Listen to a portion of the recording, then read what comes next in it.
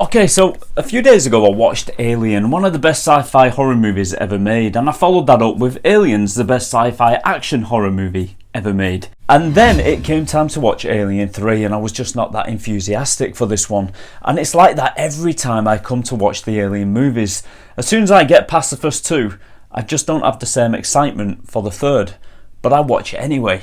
And on each occasion when I do watch the movie, I'm always left slightly disappointed because in my opinion, Alien 3 just isn't that good. First of all, my main problem with this movie, and perhaps the biggest problem with this movie, is the fact that they kill off Hicks and Newt right at the start of the movie, after the Queen manages to lay an egg on board the ship, resulting in a facehugger hatching and doing what facehuggers do, and the ship crashes, killing Hicks and Newt. This, in my opinion, was such a massive mistake. In the last movie, we rooted for these two characters to make it out alive. We had Hicks, who barely made it out alive, and then we had the awesome scene where Ripley heads back to rescue Newt, and they barely make it out alive. And we are with these characters every step of the way, and when Ripley finally makes it back to the ship and they get off the planet and the base goes nuclear, we can all breathe. We are so relieved that they made it out. And then of course we get the scene between Ripley and the alien queen, which was an awesome scene, and once again we take that breath, we're relieved, and then we're thrown into danger once again. Get away from her, you bitch! But she kicks its ass and she throws it out of the airlock, and once again we can breathe. And then as the movie ends, we see the characters are all safe in the cryo chambers, and it was a really good ending. And you had these characters who survived who were really likeable. And then when we get to the third movie, these two characters are just simply killed off practically before the movie starts. Killing these two characters automatically puts the audience on a downer. Hicks and Newt were such good characters, and it would have been great to see them back for another movie. It would have been fantastic. Even if Hicks was killed off later in the movie, maybe sacrificing himself to save Ripley or Newt, that would have been such a better send-off to such a cool character. But they get killed off straight away, and the movie is kind of somber after that, and it's hard to watch in places. Hicks and Newt didn't only die, but Hicks was horrendously mangled, and Newt's drowned body underwent a horrendous autopsy. And I know this is a horror movie and these scenes kind of fit in a horror movie, but in this movie it just doesn't feel right, especially since in the last movie we see Ripley risking everything to get Newt out of that situation and get her safely back onto the ship, and then into cryo sleep at the end of the movie, and you're relieved that they're all safe. And then straight away, boom, as this movie starts, they're just dead.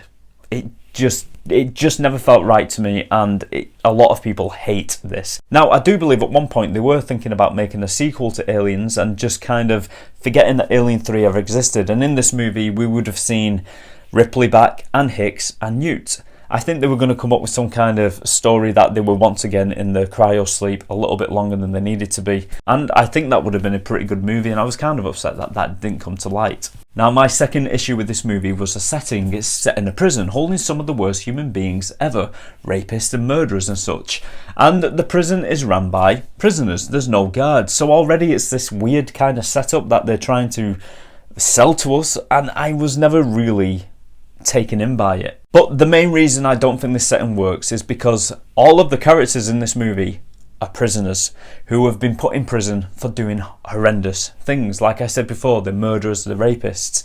So it makes it hard to root for them to survive. And I find in the scenes where the alien does actually kill these prisoners, you just don't feel anything because it's hard to become attached to a character who is a rapist and a murderer. Unfortunately for me, it just does not work. Even in the assembly cut of this movie, which actually does improve the story and aid in character development, it still doesn't make you feel anything for these characters when they are actually killed off. You simply can't root for these prisoners. There's also one scene where we see that Ripley and Charles Dance's character, the Doctor, had slept together, and I found this so bizarre and out of place and out of character for Ripley, who had her head screwed on tight in the previous movies and decides to sleep with this guy she's just met. And you could argue that his storyline was that he didn't intentionally kill people. He was drunk or high on morphine, I think, and he gave the wrong dosage of medication, and that's what killed people whilst he was a doctor. But still, for Ripley just to trust this, I actually believe she slept with him before she actually found that out, actually. So it still doesn't work for the character to sleep with someone she doesn't know who is an inmate of a prison where people have done really, really bad things. It just seemed really out of character. I also believe that the main reason this movie isn't quite up to standards is because the studio just didn't care. Now, did you know that the original trailer for this movie was actually released before they actually had a movie planned? In 1979, we discovered in space, no one can hear you scream. In 1992, we will discover on Earth, everyone can hear you scream. The trailer promised that this movie would be set on Earth, and that may have been a cool idea.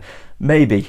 And there was also talks of the characters visiting the alien homeworld, which I also think would have been a cool idea, especially with Hicks and maybe Newt along for the ride. I think it's safe to say that this movie was a production from hell. Even the director David Fincher said that he didn't want anything to do with the assembly cut, and that's exactly why it's called the assembly cut and not the director's cut.